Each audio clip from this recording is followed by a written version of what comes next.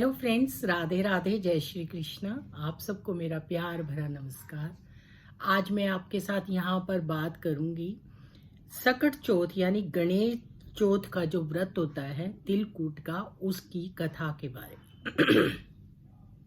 बहुत सारे लोगों ने बोला है कि हमें कथा जरूर बताइए, हम कथा सुनना चाहते हैं व्रत करके, और कथा हमारे पास नहीं है। तो ये स्पेशल उन लोगों के लिए है जिन्हें कथा सुनने का मन है और जो कथा सुनना चाहते हैं। आप लोग अगर व्रत ना भी करें तो इस दिन हाथ में तिल लेकर ये कथा सुन सकते हैं, और सुनने के बाद इस कथा को आप गणपति पर तिलकुट के लड्डू का भोग लगा सकते हैं और खुद भी खा सकते हैं। तिल वैसे ही हमारे स्वास्थ्य के लिए बहुत अच्छे होते हैं। तो ये कथा मैं आपको किताब से पढ़कर बता रही हूँ। इस कथा में बहुत ही सुंदर कथा है, इसको सुनने से आपको बहुत लाभ होगा, और सबके कहने पर ये कथा आज आप लोगों के लिए मैं सुना रही हूँ। तो सुनिए आप लोग कथा को। सकट चौथ की कहानी है ये। एक साहूकार और एक साहूकारनी थे। वह धर्म पुण्य को नहीं मानते थे, इसके कारण उनके बच्चा नहीं हुआ था। एक दिन पड़ोसिन सकट चौथ की कहानी सुन रही थी। तब साहूकारनी उसके पास जाकर बोली, तुम ये क्या कर रही हो? तो पड़ोसिन बोली, आज चौथ का व्रत है, इसलिए कहानी सुन रही हूँ। साहूकारनी बोली, चौथ का व्रत करने से क्या होता है? तब पड़ोसिन बोली, अन्न धन सुहाग हो, बेटा हो। तब साहूकार की बहू बोली, अगर मेरे गर्भ रह जाए तो 1.25 सेर तिलकुट करूंगी। यानी साहूकारनी जो है उसने बोला कि अगर मेरे भी गर्भ रहेगा तो 1.25 सेर जो है तिलकुट बनाऊंगी और चौथ का व्रत करूंगी। उसके गर्भ रह गया। फिर वह बोली, मेरे लड़का हो जाए तो मैं 2.5 सेर तिलकुट करूंगी। उसके लड़का भी हो गया। अब वह बोली, मेरे चौथ माता, मेरे बेटे का विवाह हो जाएगा तो 5 सेर का तिलकुट करूंगी।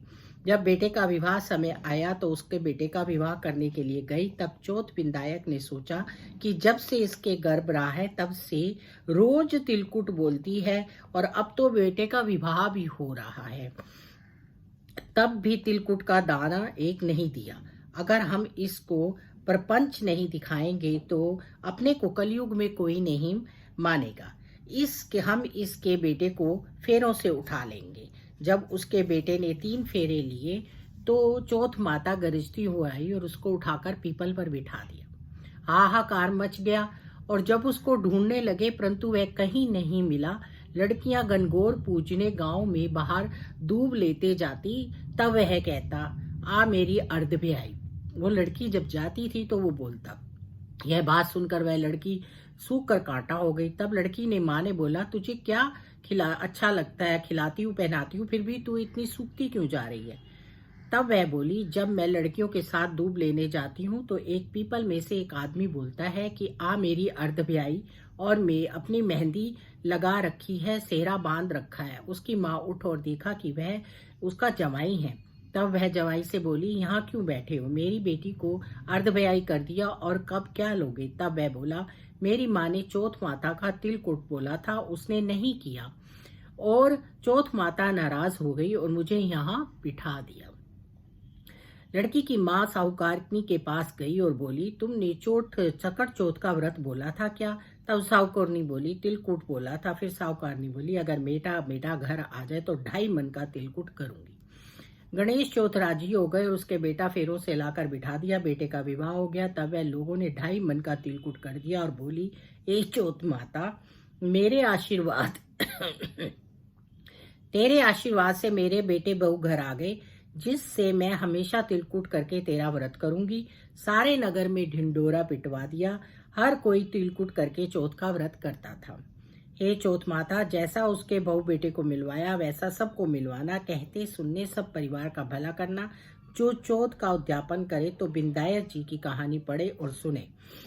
तो इस तरह से जो चौथ का व्रत है उसकी ये कहानी है, और हम इस कहानी को पढ़कर और अपने तिलकुट का व्रत करते हैं, और तिलकुट का सेवन जरूर करते हैं। शाम को तारे को या चंद्रमा को, जिसको भी अर्घ देंगे, उसके बाद तिलकुट जरूर खाना चाहिए, और अपने बाने को भी निकालना चाहिए जैसी कि प्रथा है, और बाना अपनी सास को देना चाहिए। सास ना हो तो आप मंदिर में पंडिताइन को या किसी बड़े को दे सकते हैं।